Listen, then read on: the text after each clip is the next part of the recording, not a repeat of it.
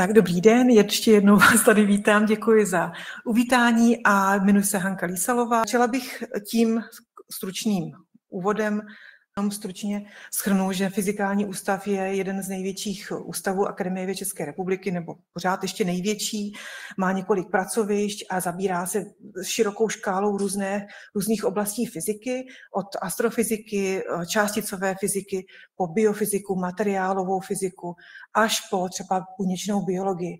Takže je tady opravdu široký záběr témat, které se na Fyzikálním ústavu řeší, což má obrovskou výhodu, protože v podstatě, když potřebujete řešit nějaký problém, tak tady najdete kolegu nebo skupinu, která se tím problémem zabývá, což je tady ukázka u pana kolegy Romaňuka, který dnes taky přišel se podívat na dnešní přednášku, a že zkrátka můžete oslovit a můžete hledat řešení pro váš konkrétní problém přímo na půdě našeho ústavu. Fyzikální ústav tedy provádí jak základní, tak i takzvaný aplikovaný výzkum. Ono se ty termíny často míchají dohromady. Já si myslím, že výzkum je jenom jeden. Výzkum je buď dobrý, anebo špatný. A myslím, že ten Fyzikální ústav dělá právě spíše ten výzkum dobrý a má jednak záběr na takové ty základní otázky, kladoucí otázku proč a snažit se na ně najít odpovědi, aniž by v tu chvíli bychom věděli, k čemu to vlastně bude dobré. A zároveň pokud už tušíme, k čemu to bude dobré, tak mít ten tah na branku a táhnout to až té komercionalizaci a ke konkrétním aplikacím. To je další obrovská deviza našeho ústavu. Naše laboratoř funkčních biorozhraní, ta byla v podstatě vybudována teprve nedávno, před 5 lety, a zabírá se multioborovým výzkumem, což je v podstatě náš výzkum přesahuje oblasti fyziky, biologie, chemie, chemického inženýrství a mikrofluidiky a tak dále.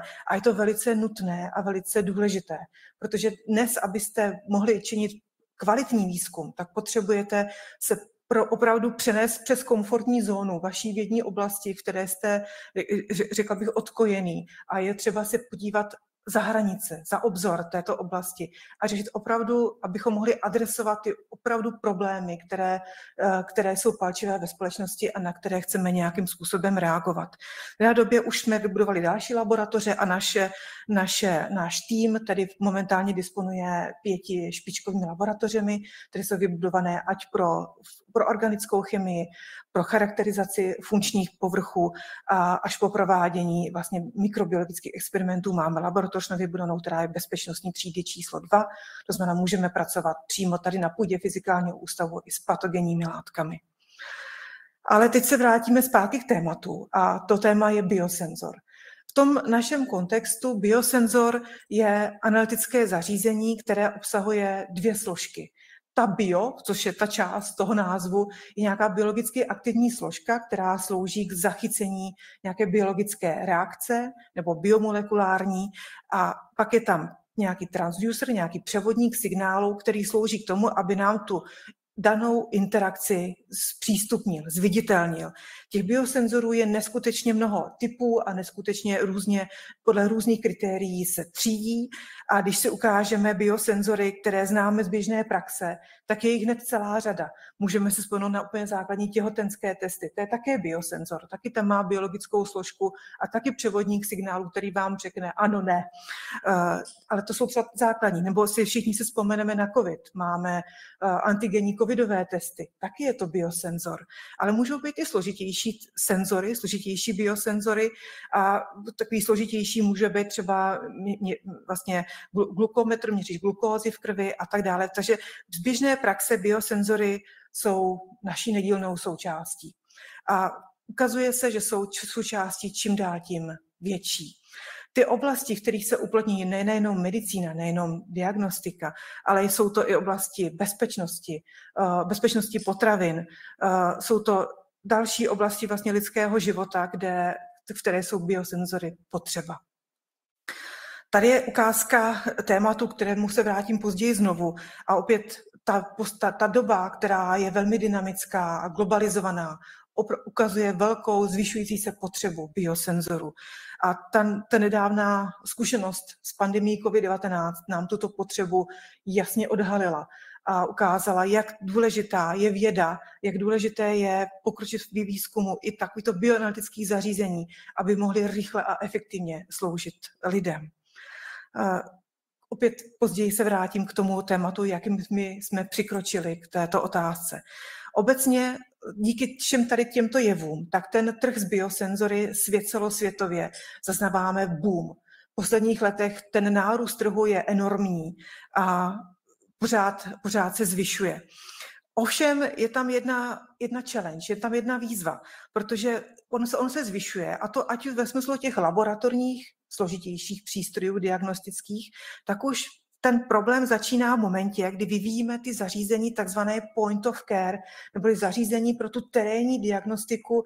To třeba může být ten antigenní test, který si odnesete domů a tam doma můžete změřit v tom místě potřeby, jestli například jste byl infikován určitou nemocí. A tady je překážka.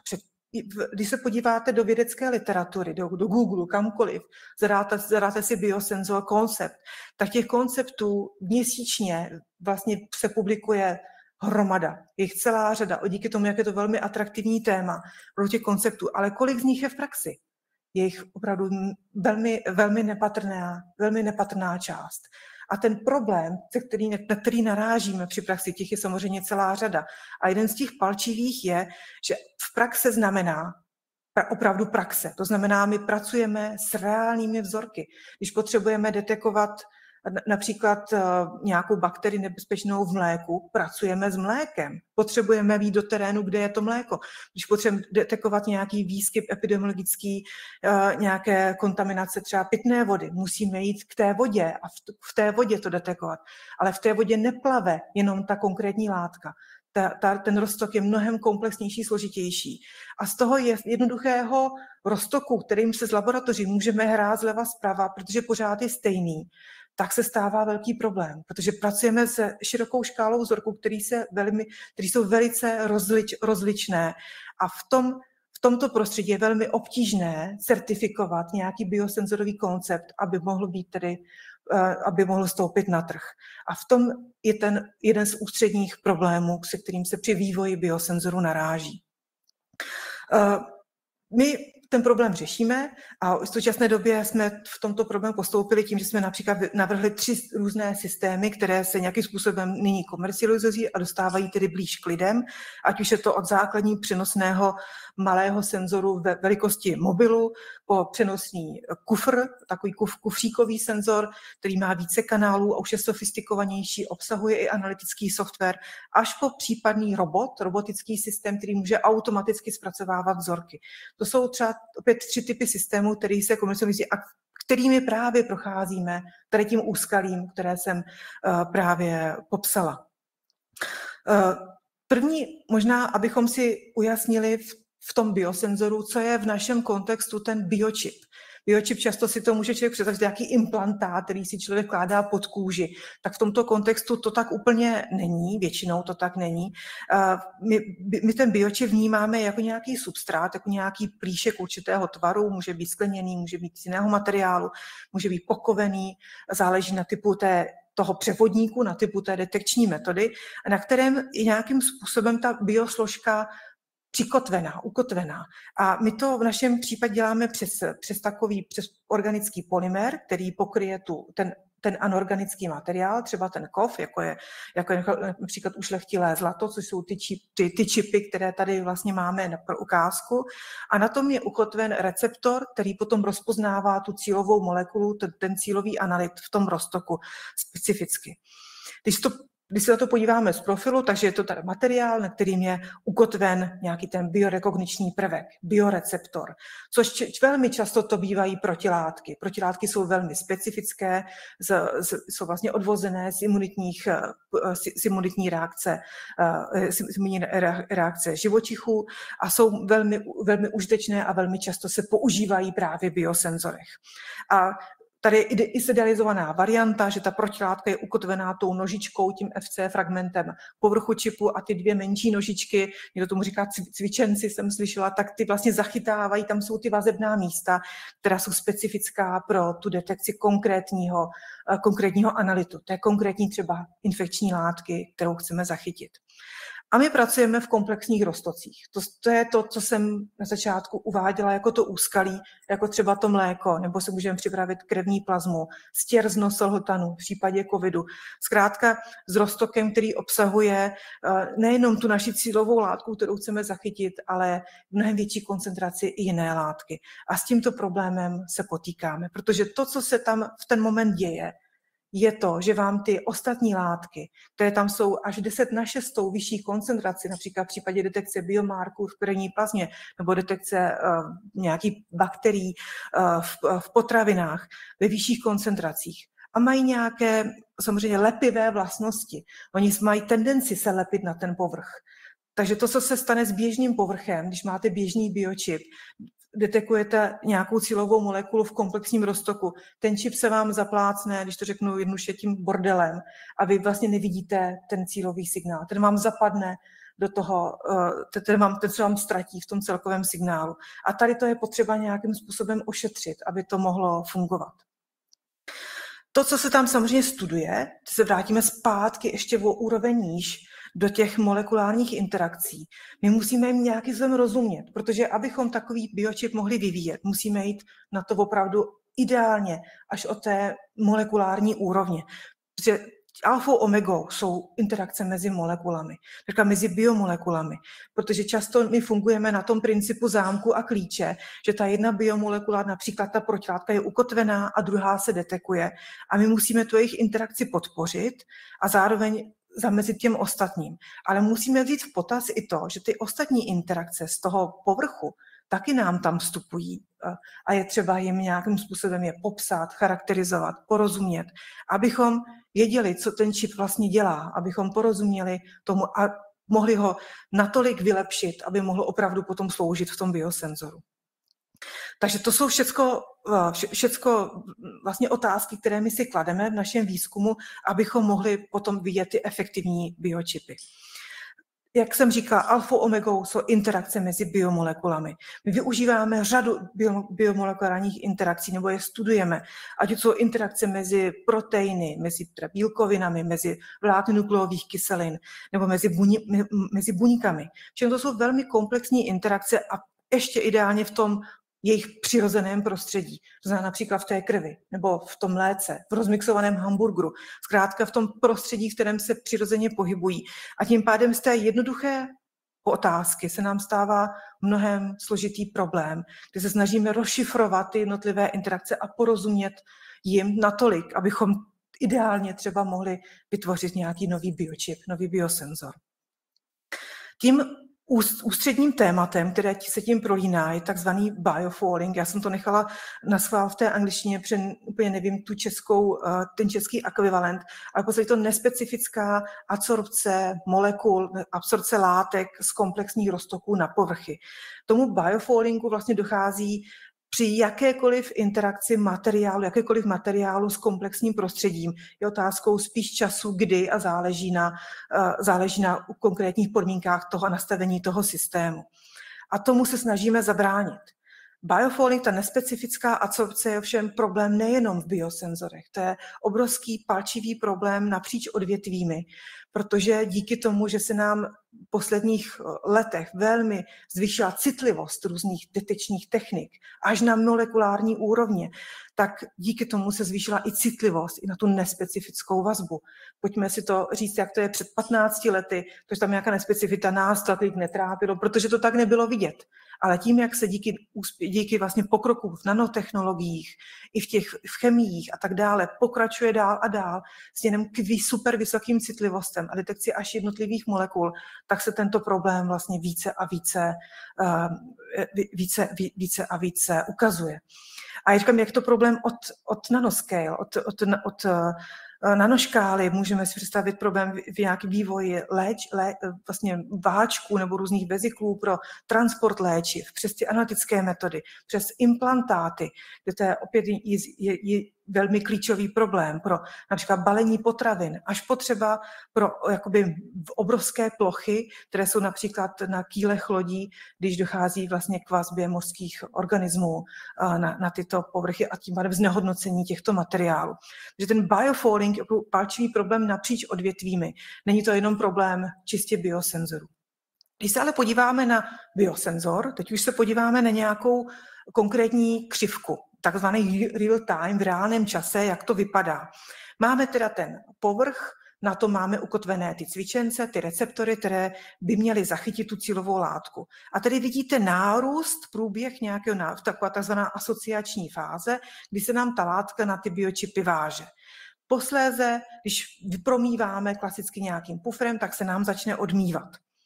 Ano, taková typická křivka z nějakého real-time měření z biosenzoru. Když ovšem tu samou látku o té samé koncentraci detekujeme v roztoku, kde plave kromě té látky ještě řada jiných molekul, ne-li jich řádově více, tak ta odezva, ten profil vypadá úplně jinak. A naším cílem je vymyslet takový povrch, abychom i v takovém složitém prostředí tu látku detekovali s podobným profilem, jako kdyby tam byla sama. Jako kdyby interagovala čistě jenom ona s těmi receptory, s tím biočipem. A jak na to? To je otázka. Jak jdou vlastně lidé na to historicky? Jedním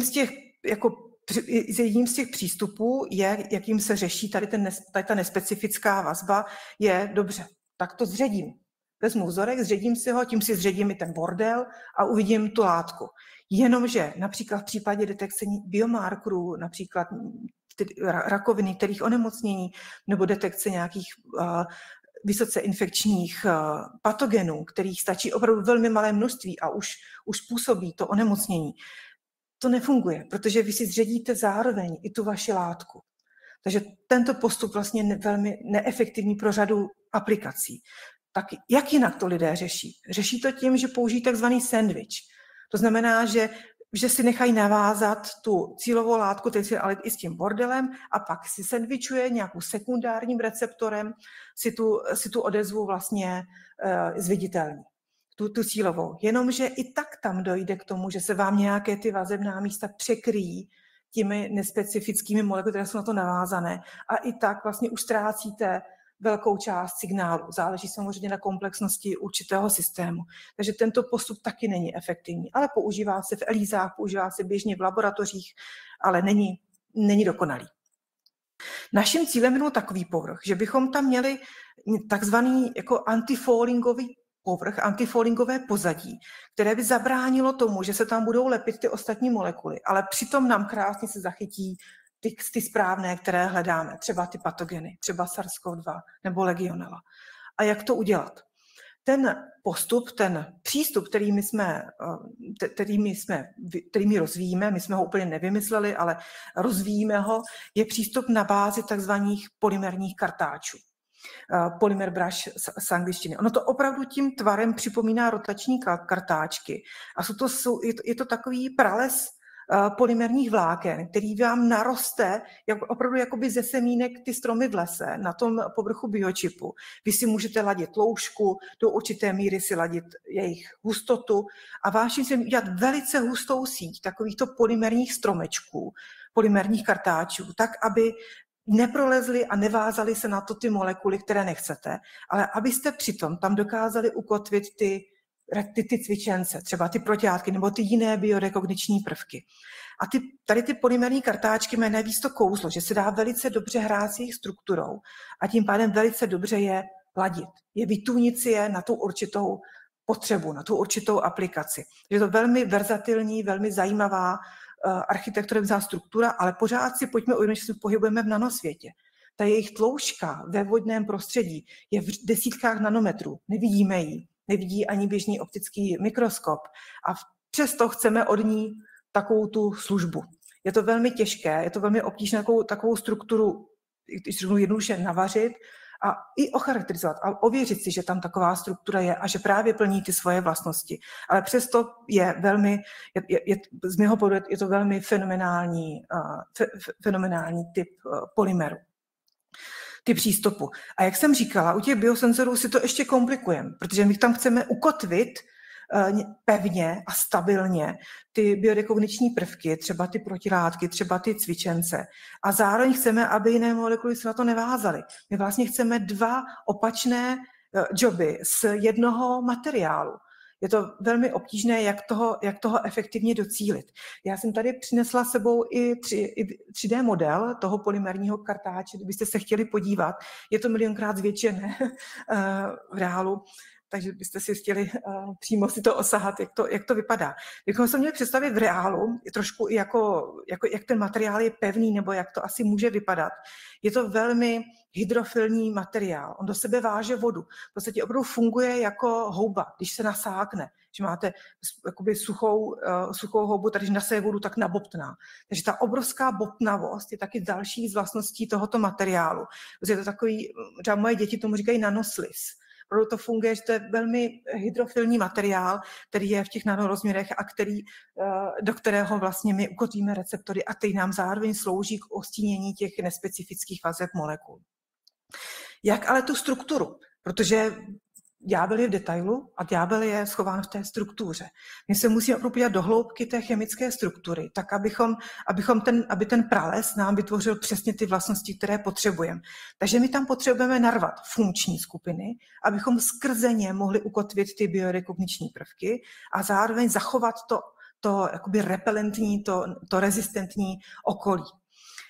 Tomu používáme různé přístupy, využíváme takzvaných citr-ionogenních materiálů, což jsou vlastně látky, které v sobě obsahují kladný i záporný náboj a jsou výhodné v tom, že jsou velmi polární, to znamená velmi hydrofilní. Kombinujeme to s řadou neionogenních látek, odvozených od, co známe všichni PEG, který se používá v průmyslu, takže o to různé deriváty a kombinujeme to všechno dohromady a stavíme ty struktury tak, aby splňovaly kýžené vlastnosti.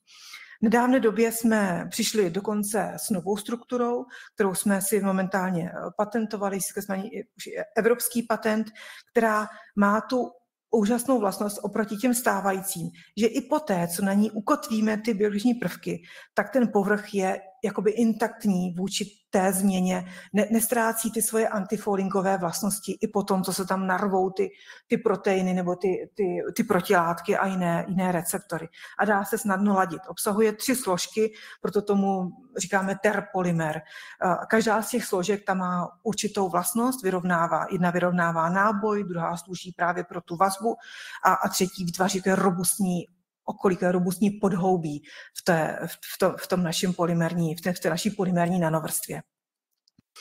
Tady jsou potom ukázaná data, bychom se vrátili zpátky do té vědy více, jak se třeba optimalizuje ta struktura, tak tady se optimalizovala složení, jako její molekulární obsah jedné té z těch složek a ladili jsme to ve vztahu k tomu, jaká byla odezva na fouling z neředěné krevní plazmy, abychom optimalizovali to jejich molární složení.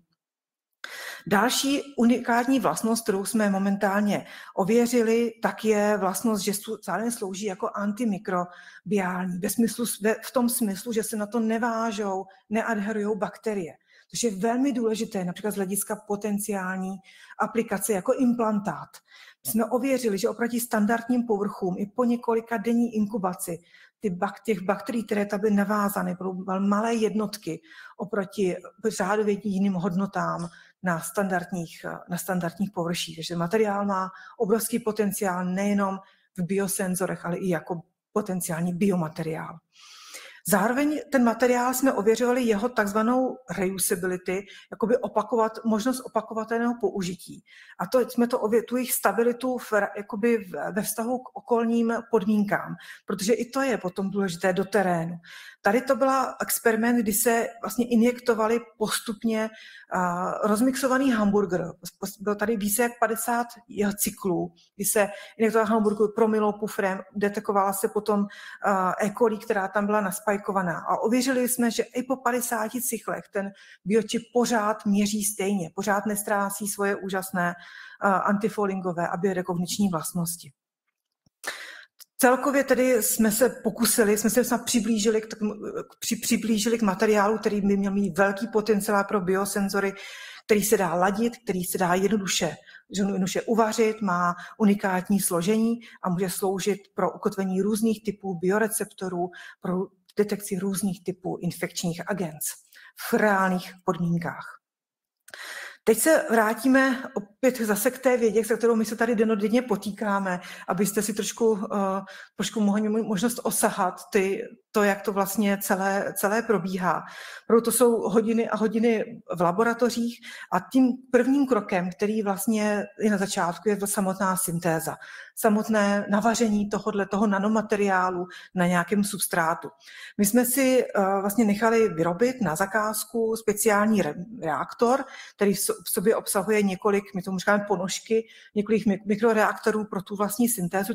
Ta syntéza probíhá bez přístupu vzduchu a tím pádem je to citlivé na manipulaci a tak dále. Abychom sestavili jsme reaktor, kde můžeme vlastně uvařit až více jak 100 substrátů najednou během jedné reakce a ještě různých rozměrů používat a za různých podmínek. To je první krok. Zároveň ale vyvíjíme metodu, jak toto dělat za průtoku a ještě lépe kontrolovat to, jak se ten povrch tvoří. Ještě lépe ho mít pod kontrolou, ať už té časové i prostorové škále.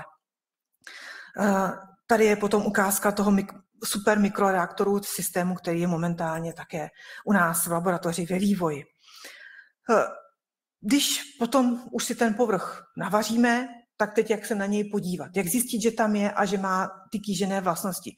Používáme řadu technik, takové ty 3 základní, které jsou historicky u nás používané a které jsme optimalizovali přímo na tyto typy polymerů, tak je infračervená spektroskopie, potom je to metoda takzvaná SPR, neboli metoda povrchová plazmonová rezonance a potom je to metoda spektroskopické elipsometrie, která nám umožňuje třeba měřit tloušťku toho povrchu opravdu v těch nanorozměrech a index lomu, jejich další vlastnosti těch povrchů. Ale využíváme i řadu technik, využívám rentgenovskou spektroskopii tady s kolegou Romaňukem, který tady dneska sedí a rozvíjíme i řadu dalších, například elektrochemických postupů, jak ten povrch charakterizovat a jak mu více a více porozumět. A tady to je jenom začátek. Každou z těch metod jsme si nějakým způsobem přizpůsobili. Že jsme si například nechali vyrobit kyvety na míru, tak, abychom opravdu mohli co nejlépe pracovat s takovým typem substrátu, které potřebujeme. Když už opět máme navařené, víme, že tam je, nějakým způsobem máme ho ocharakterizované, než se z toho stane ten biočip, tak se potřebuje, jak on reaguje na ty vnější podmínky. Co když třeba se ta jeho tloušťka mění s okolním prostředím nebo nějakým způsobem má nějaký responsivní charakter, ta struktura. Takže i do těchto studií jsme se pustili a tady to je jenom jakoby ukázka z nich, kdy jsme zkoumali jakoby když se mění iontová síla okolo, vlastně v toho prostředí, jakým způsobem ty různé typy polymerních kartáčů s různou strukturou reagují. Zjistili jsme, že některé se natahují, některé se naopak svrkávají. Že to je opět velmi důležité, abychom potom, když vidíme odezvu v senzoru, kde neumůžeme přímo rozlišit, jestli ta odezva odpovídá i těmto jevům, abychom tyto jevy měli dobře oddělené a dobře jim rozuměli. Tady je ukázka zase data, ale nebude těch grafů moc. Ukázka dat, kde je vidět, jak se mění tloušťka měřená spektroskopickou elipsometrií právě v závislosti na iontové síle okolí a měřená pro různé typy struktur. Další palčivý problém, který je velice důležitý třeba z hlediska praktické manipulace a zavedení do praxe, je zdali ten povrch můžeme vysušit. Protože to je otázka. Pak, když budete třeba dodávat do firmy, který budou třeba ty biočipy vyrábět, můžete to vysušit, nebo jakým způsobem obecně ten povrch skladovat. A my jsme například tady zjistili, že vysušení nevadí, naopak se zdá, že pomáhá tomu, že po té rehydrataci ten povrch ještě vylepšuje svoje antifouringové vlastnosti. Další problém, který je potřeba porozumět, je ta samotná takzvaná funkcionalizace, neboli to ukotvení, stabilní ukotvení těch biorekogničních prvků do toho polymerního kartáče, tak, aby zachoval ty své antifoulinkové vlastnosti. A my jsme se v několika studiích vlastně zabývali těmi molekulárními mechanismy, které jsou zatím, a přišli jsme i s procedurou, s protokolem, jakým způsobem zabezpečit právě toto, abychom ukotvili biologiční prvky a zachovali antifoulinkové vlastnosti. A je to opravdu, není to problém, který člověk vyřeší ad hoc, je to problém, který se dlouhodobě řeší.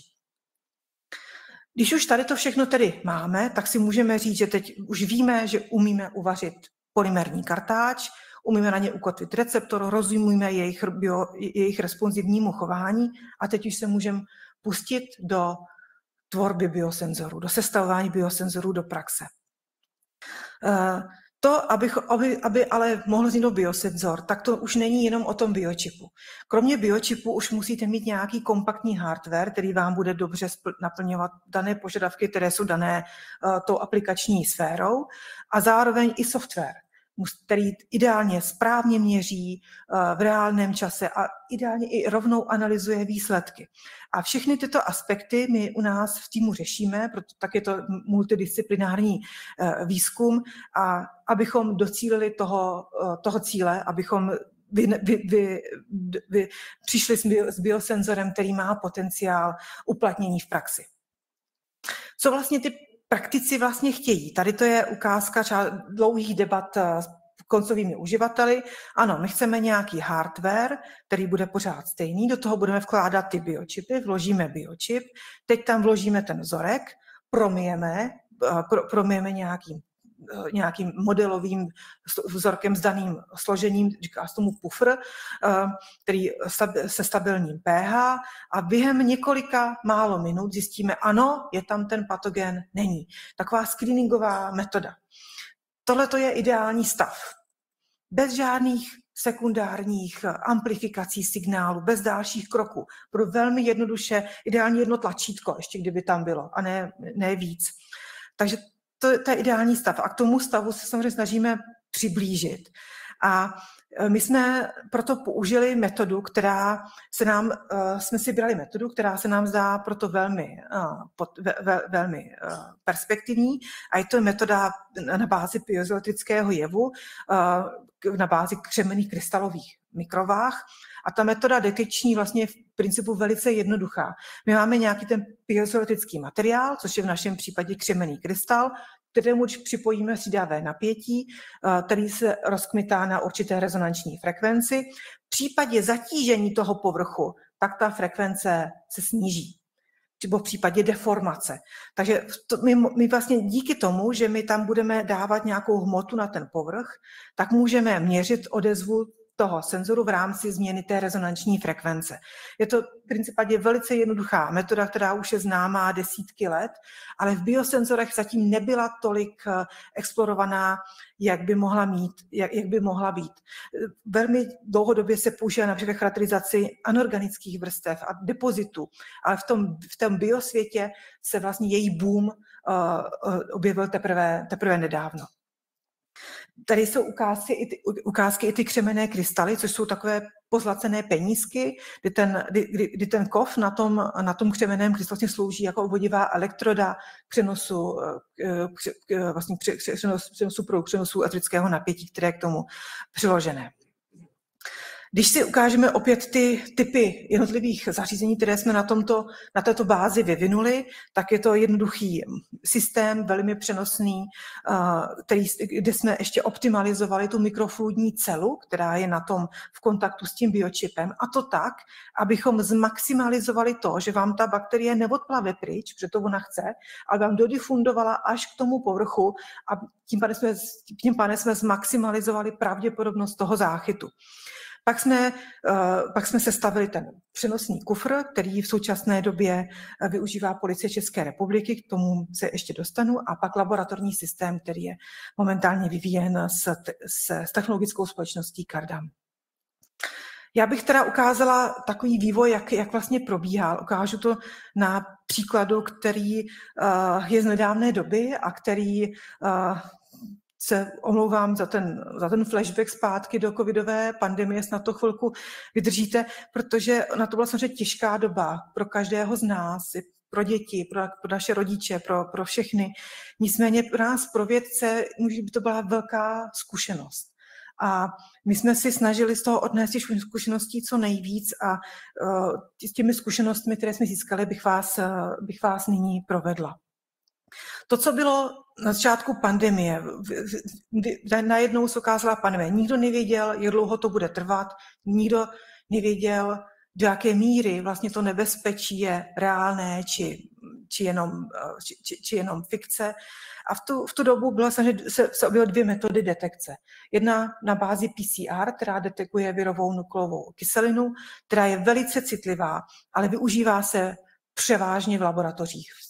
V laboratořích a všichni si vzpomeneme, jak byly vytížené v době covidu, jak to bylo složité, jak se čekalo i dny na výsledek. Oproti tomu se vyvíjely postupně i během covidu takzvané antigenní testy, které nabízely rychlé řešení a levné řešení. Na druhou stranu, řekněme si upřímně, obzvlášť na začátku pandemie, to bylo skoro jak hodit si korunou. Ta jejich citlivost byla velmi diskutabilní. Postupně během té pandemie se to díky vědcům, myslím, se to velmi rychle zlepšovalo, díky úsilí mnoha lidí. A naším cílem bylo zkombinovat ty výhody těch obou metod do jednoho biosenzoru. Takový cíl jsme si kladli, aniž jsme si do jaké míry jsme vlastně byli blázniví, ale to byl náš cíl. To znamená udělat citlivou metodu, skoro jako to PCR, ale přitom levnou a rychlou. Jednoduchá věc. Jak na to? Když se člověk podívá na tu samotnou, na ty samotný virion, na to samotnou, všichni si pamatujeme tento obrázek, často už nám byl velmi protivný z televizí, omlouvám se ještě jednou, je to struktura viru SARS-CoV-2, kde většina těch antigenů od začátku se soustředila na detekci skrze ten spike protein, ten bodec, který čouhá z toho viru. Ale my jsme na to šli jinak. My jsme si řekli, pojďme detekovat nukleokapsidový protein, který je vlastně uvnitř v tom virionu a který v momentě, kdy dochází té infekci, tomu napadení viru do hostitelské buňky, tak vlastně virus vyhřadne ten vnitřek, včetně tohoto nukleokapsidového proteinu. Takže on se dostane ven, tím pádem je dostupný a zároveň hostitelská buňka, vlastně první protein, který množí, který vlastně se replikuje v té hostitelské buňce, tak je právě nukleokapsidový protein, a to ve velkém množství. Takže se zdá, že může být atraktivní cíl z hlediska biosenzoru. Zdá se, že je dostupný a že je ho docela dost. Takže soustředili jsme se navíc, on má tu výhodu, že byl mnohem méně měnící se mezi mutacemi, mezi těmi variantami viru. A další obrovská výhoda, kterou my jsme použili v naší eseji a kterou ukážu, je to, že vlastně funkce toho nukleokapsidového proteinu, N-proteinu ve viru, že chrání virovou RNA před různými, ať už biologickými a dalšími nepřáteli. A tím pádem on je na ní navázán. A my jsme vlastně využili tohoto triku, tomu říkáme smart assay teďka, ale ono už je to jako, když to člověk na to se zpětně podívá, tak je to vlastně úplně jednoduché, ale než na to přijdete. Že když využijeme toho, že ty komplexy toho nukleokapsidu s tou virovou RNA necháme zachované, tak nám ty komplexy způsobí dostatečnou hmotu, dostatečně nám změní tu frekvenci rezonanční toho krystalu, že nepotřebujeme další zesílení a vidíme tu odezvu ano, ne, jestli tam ten virus je přítomný nebo ne. Takový to jednoduchý trik. Je nutné říct, že toto je možné pouze, když tomu použijete ten antifoulingový povrch. Na běžném povrchu, protože je potřeba, aby ten vzorek zůstal ideálně v té nativní formě. Jakmile použijete detergenty, lizační činidla, což je většiné metody, se použijí na antigenní testy, na PCR, tak tyto vazby narušíte. A už tento vlastně přirozený zesilovač ztratíte. Abychom ho zachovali, musíme nechat vzorek co nejvíc, jak je, minimálně ho měnit abychom to mohli detekovat. Proto ukážu potom další ukázky reálných dat. Tady jsou ukázky přímo, takové ty ukázky odezvy, kdy byla negativní a pozitivní, v podstatě jak ten experiment probíhal, takže nejprve promíváme tím pufrem, nějakým tím modelovou vodičkou, potom tam injektujeme ten vzorek a vidíme typický pokles, protože ta hmota se tam na to se dostane. A pak opět zpátky promijeme tou vodičkou a když se nám ty hladiny vyrovnají a vrátí zpátky, tak můžeme říct, že ten virus přítomný není, protože se nezachytil. A když tam vidíme ten charakteristický pokles, jako vidíme na tom obrázku dole, tak můžeme říct, ano, zachytil se, totiž došlo k pozitivnímu nálezu z hlediska koronaviru. Takový jednoduchý princip. Tady potom ukážeme ukázku takzvané kalibrační křivky. Abychom mohli i kvantifikovat množství té virové nálože, tak jsme si naspajkovali, znamená uměle připravili koncentrační závislost toho viru v kalibračních roztocích a viděli jsme, vlastně z toho jsme stanovili takzvanou tu kalibrační křivku z odezev toho senzoru a z toho jsme stanovili i takzvanou mez detekce, nebo limit of detection, LOD, což je charakteristický analytický parametr každého biosenzoru. To na jakou nejnižší koncentraci může ten senzor zachytit. A ta nejnižší koncentrace byla fajn, protože nebyla nejnižší na světě, která byla publikovaná, ale byla v klinicky relevantním rozsahu, takže byla dostačující. Navíc opět připomeňme, že se jednalo o přímou detekci a ten virus, který jsme vlastně kalibrovali, ty vzorky, tak byly naspajkované přímo do roztoku, který obsahoval buněčné médium, takže velmi komplexní roztok. Tady potom to nestačilo. Pojďme si vzít ale ty reálné vzorky. Takže jsme ve spolupráci s Biologickým centrem Akademie České republiky v Praze a Přírodovědeckou fakultou Jihočeské univerzity v Českých Budějovicích, tak jsme získali vzorky z 8 dobrovolníků z nosohltanu, které jsme analyzovali naslepo. My jsme nevěděli, který je pozitivní a který je negativní a srovnali jsme výsledky z PCR. A opravdu jsme zjistili, že jsme měli 100% shodu. Všechny vzorky, které byly pozitivní, kdy lidi byli diagnostikováni onemocněním COVID-19, tak se ukázaly jako pozitivně zachycený i na našem biosenzoru. To bylo fajn. A tady nalevo dokonce vidíte i reálná data. To nejsou data z učebnice, tady to jsou reálná data z reálných měření. Jenomže to nestačilo. Zároveň ta výhoda toho biosenzoru byla taková, že díky té kalibrační křivce a na rozdíl od všech antigenních testů, my jsme mohli říct i odhadnout kvalifikovaně tu virovou nálož. Z toho teoreticky se dá využívat pro další vědce, virologi, epidemiologi, kteří budou zkoumat například míru infektivity těch jedinců a tak dále. Takže to může být další přidaná hodnota biosensorů, které nabízí. Ale pořád to bylo, řekněme, pilotní set 8 vzorků. To nestačí.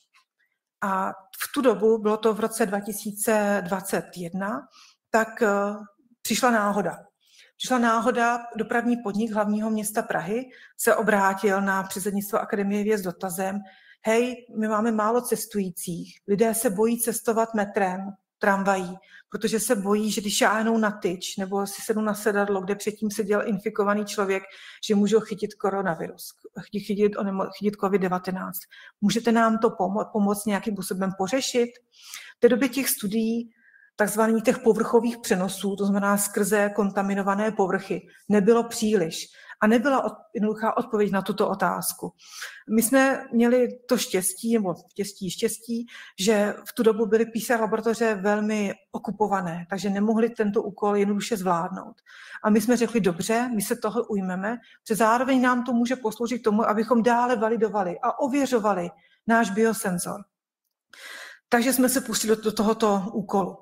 O co šlo? Naši studenti, kolegové, tady vidíte přímo odběr, šli do dopravních uzlů v době, kdy byla dopravní špička ráno v Praze a za plného provozu jsme odebrali necelých 500 vzorků z metra, tramvají, autobusů, vytížených linek a ještě ze stanic a z tlačítek, třeba metru, vzorku povrchu, přesně podle daných mikrobiologických procedur.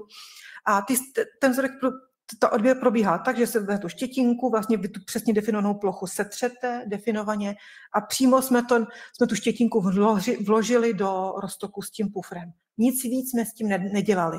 Takhle ten vzorek, jak byl, tak byl charakterizován pomocí našeho biosenzoru a zároveň jsme teda prováděli referenční analýzu pomocí PCR, abychom si ověřili ty výsledky. Dělali jsme to v dvojitě zaslepeném režimu, takže nikdo nevěděl, jak to má být a až na konci, když se obě metody změřily, těch 500 vzorků, což bylo pro 3 týdny hrůzy, když to řeknu jednoduše, pracovali jsme na směny, kdy se zpracovaly data ve dne v noci, tak aby nebyl časový prostoj mezi jednotlivými měřeními a mohli jsme tu studii takto dokončit v takovéhle škále kvalitně. Tak pak teprve se ty data srovnaly. A co jsme zjistili? Zjistili jsme velmi zajímavý výsledek, kterému se ještě dostanu, ale co bylo zároveň ještě důležité a co jsme ověřili, bylo vůbec, jaká je životnost, v uvozovkách životnost, protože virus živý není, ale jaká je replikační schopnost viru na povrchu. Když ulpí v té kapénce, v tom aerosolu, na nějakou tyč v tom metru nebo na sklo, na tlačítko, jak dlouho tam vydrží, jak dlouho se vydrží replikovat. A to jsme měřili tak, že jsme opravdu použili reálné materiály, reálná kusy sedadel, tyčí materiálu z dopravních prostředků a analyzovali jsme replikační schopnost viru pomocí kultivační metody. A zjistili jsme, že ten virus tu jeho replikační schopnost ztrácí nejdéle po 4 hodinách. Bylo to 2 až 4 hodiny, záleží na typu materiálu. Což bylo fajn relativně, protože dopravní podnik si trochu vydech, protože například si uvědomil, že nemusí tolik řešit složité čištění vozů a tak dále. Před tu dobu, co si budeme povídat, také najednou se objevila hromada dezinfekčních firem, které nabízely zázraky, ale stačilo vlastně ten vůz nechat vlastně na tom záchytném parkovišti po minimálně 4 hodiny a vlastně mohl si být, neříkám 100% jistý, nic není jisté, ale byla tam velká pravděpodobnost toho, že dochází k dekontaminaci z hlediska koronaviru, který by ulpěl na těch površích. Zároveň to byla ale i ne úplně dobrá zpráva samozřejmě pro ty cestující, protože 2 až 4 hodiny, pořád je to dost dlouhá doba na to, aby mohlo dojít k tomu přenosu. Takže proto měla ta studie význam. A tady ještě ukážu, než se dostanu k těm výsledkům, přímo i ukázku jednoho měření. Jednoho měření z jednoho kanálu na tom jednom biočipu, který tady koluje na tom jednom penízku. Kdy jsme tam použili ještě 2 úrovně vlastně kontrol kvality. To znamená, nejprve jsme injektovali na každém biočipu, který byl pokoutovaný tou protilátkou specifickou proti N-proteinu SARS-CoV-2. Tak jsme nejprve vložili negativní kontrolu, což byl hodně komplexní roztok buněčné kultury, abychom ověřili, že je antifoulingový. To znamená, že ten čip tam, protože ten povrch tam dobře narostl. Pak byly ty 3 po sobě injektáže těch neznámých vzorků z dopravních prostředků a poté na konci jsme ještě vložili pozitivní vzorek, kde jsme věděli, že je koronavirus, protože jsme ho tam přímo naspajkovali, jestli ta frekvence klesne. A tím jsme si ověřili vlastně dvojitou kontrolu, že ta protilátka zůstala pořád aktivní a pouze teda data, která byla ověřena, že obě ty quality control level byly v pořádku, tak byla použita potom pro statistickou analýzu. Tady byla ukázána to statistické zpracování, kdy jsme na základě těch negativních a pozitivních kontrol nejprve stanovili ten cutoff hladinu, kde je teda ten překlop mezi pozitivní a negativní a podle toho jsme rozdělili statisticky ty neznámé vzorky. A teď jsme se srovnali s PCR. A wow, dosáhli jsme více jak 98% shody, což bylo ve srovnání s antigenními testy velmi dobrý výsledek. To, co bylo, ovšem je potřeba vzít potaz i ten statistický, i tu statistiku další, protože z těch skoro 500 vzorků byly pouze malé desítky pozitivní nebo hraničně negativní. Bylo velmi malé procento, což byla zase dobrá zpráva pro cestující. A ta ještě lepší zpráva byla, že když jsme nechali všechny pozitivní vzorky ještě zkontrolovat na kultivaci, tak virus neprokázal replikační schopnost. Zkrátka už byl, když řeknu cíplí. Takže to riziko té infekce skrze ty kontaminové povrchy v tu dobu pandemie, kdy dominovala varianta alfa, pojďme to říct vědecky co nejsprávněji, tak to riziko jsme prokázali, že vysoké nebylo pro šíření infekce právě tímto způsobem. Co bylo zajímavé pro nás, i jako pro vědce z hlediska vývoje bioanalytických metod, že PCR označil řadu vzorků jako takzvané hraničně pozitivní. To znamená, nebyly pozitivní na všech 3 genech, které odpovídají tomu SARS-CoV-2, ale třeba na jednom nebo na 2. Což může odpovídat tomu, že jsme říkali virus třeba SARS-CoV-1 přes ze stejné rodiny koronavirů, ale ne přímo tu 2. A nebo to může znamenat další podobné průniky. A zároveň bylo zajímavé, že většina těch vzorků, které byly hraničně pozitivní, byly zároveň označeny jako pozitivní pomocí biosenzoru. Jinými slovy se mohlo to výsledky z biosenzoru na těchto několika vzorcích nemusely být falešná pozitivita, ale mohla to být naopak to, že už ta virová RNA už byla mírně poškozená a ten senzor díky tomu, že detekuje přes protein, přes ten nukleokapsidový protein, tak to viděl. A ukázalo to obrovský potenciál té metody, třeba pro, nejdej bože, budoucí epidemie, že bychom mohli mnohem lépe a přesněji monitorovat šíření té epidemie, když obě metody komplementárně použijeme spolu. A to bylo velmi, velmi zajímavý pro nás poznatek. Nicméně se nám tedy podařilo tu techniku dále ověřit, že má opravdu velký potenciál být použita pro detekci infekčních agens a může nabídnout velmi zajímavé, efektivní řešení. Tady je ukázka toho systému, kde jsme pokračovali. Jsme začali jak jsem říkala, s technickou společností Cardam vyvíjet ten robotický systém. Ta myšlenka byla, že by ten systém stál například před školou nebo před úřadem, před fabrikou, kde chodí spousta lidí a je to vhodné třeba v období, kdy už je ta epidemie na ústupu, ale člověk si přece nechce si to tam zanést do prostředí, kde se pohybuje hodně lidí blízko u sebe. Takže taková kontrola rychlá. Takže by tam stál takový robot, kdy člověk přijde, teď se omlouvám, teď to video se zastavilo. Běží to video, nebo? A běží video, nebo ne? Aha, tak to zkusíme ještě jednou. Když se mi to povede spustit. Jo. Vlastně ta myšlenka byla taková, přijde, oplivne si do klínku, v který bude to médium, ten puffer, ten roztok a robot si to sám nasaje, zpracuje vzorky a během několika málo minut přijde člověku třeba na mobil nebo na nějakou vstupní kartu, hej, screening proběhl v pořádku, anebo radši běž na PCR test, protože je riziko, že jsi infikován. Takže takováhle byla myšlenka.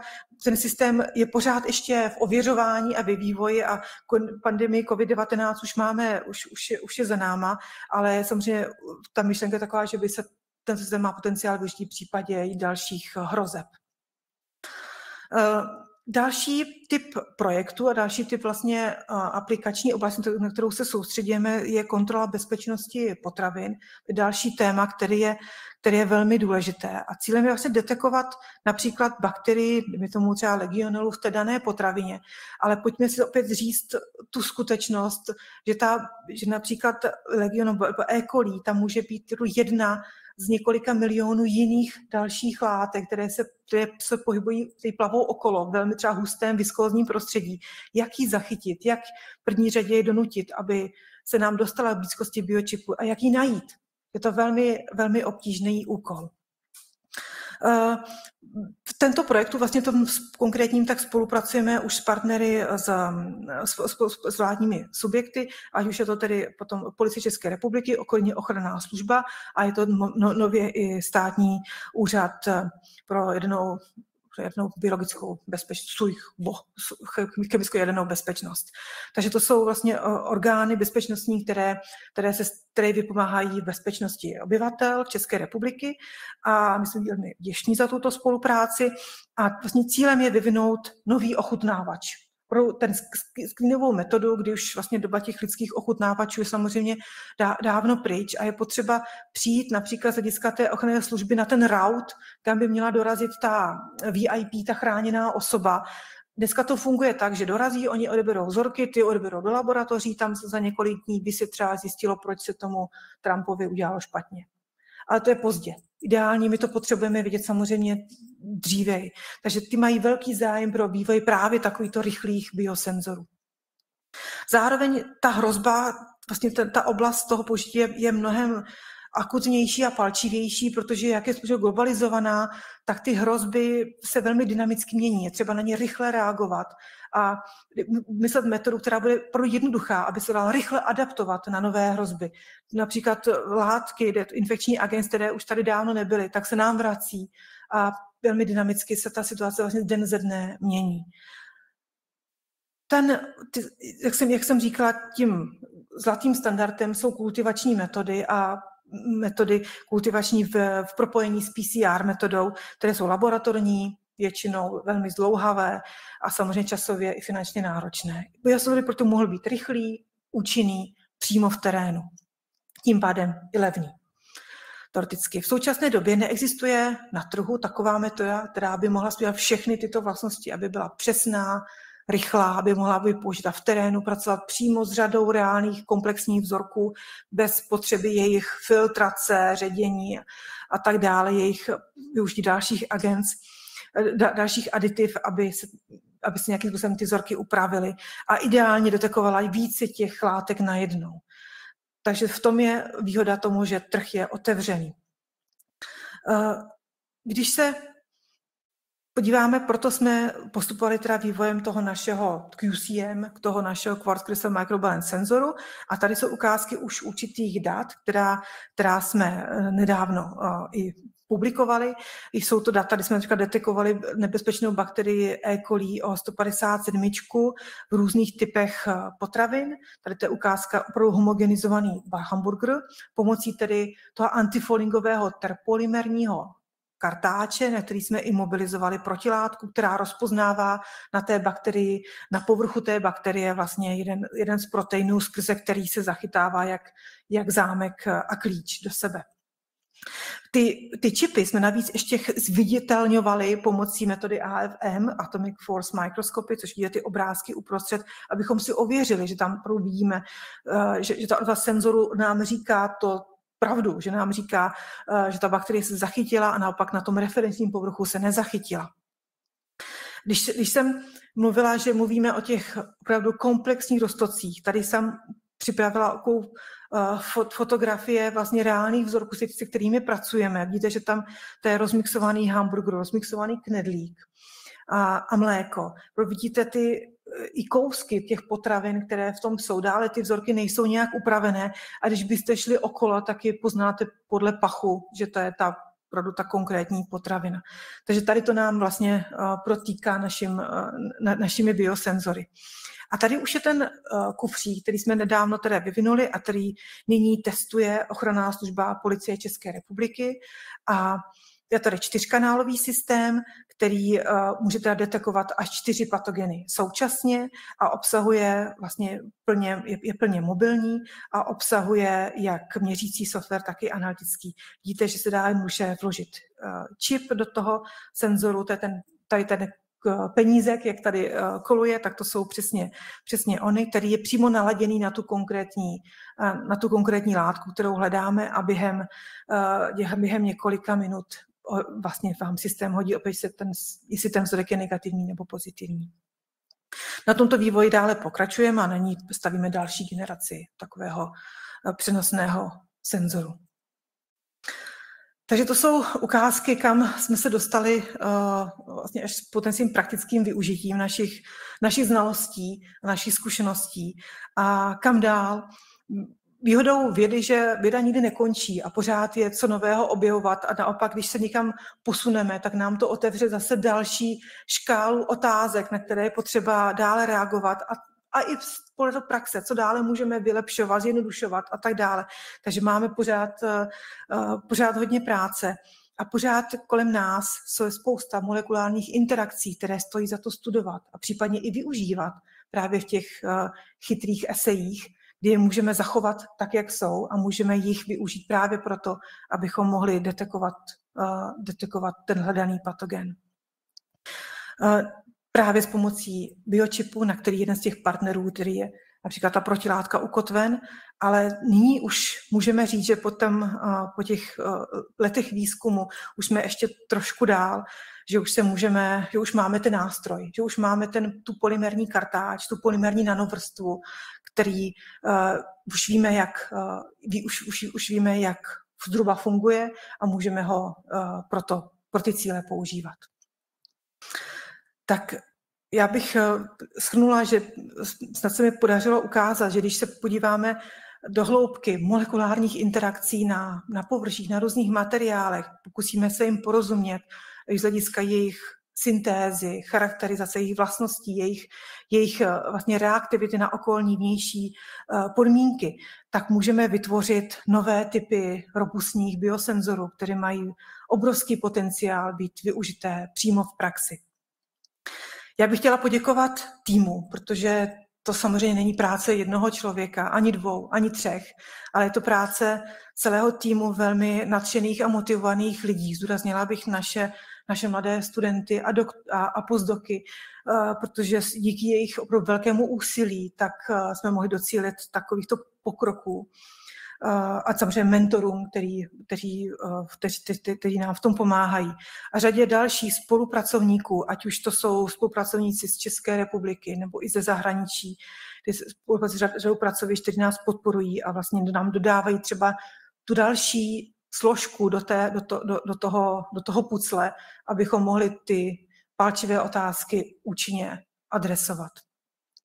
Zároveň bych chtěla poděkovat sponzorům, bez kterých by to samozřejmě výzkum nemohl být proveden. A na závěr bych chtěla poděkovat i vám za pozornost.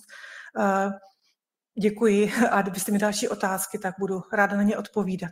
Zároveň bych ráda zmínila, že my v rámci akce Open Science, otevřená věda nebo Jedu vědu, tak nabízíme jak přednášky, vyjíždíme na gymnázia, anebo máme otevřené stáže pro mladé studenty, které by se o to zajímali víc a chtěli by se víc ponořit do hloubky, do nitra biosenzorů, tak jsme rozhodně tomuto otevření. Děkuji vám za pozornost ještě jednou.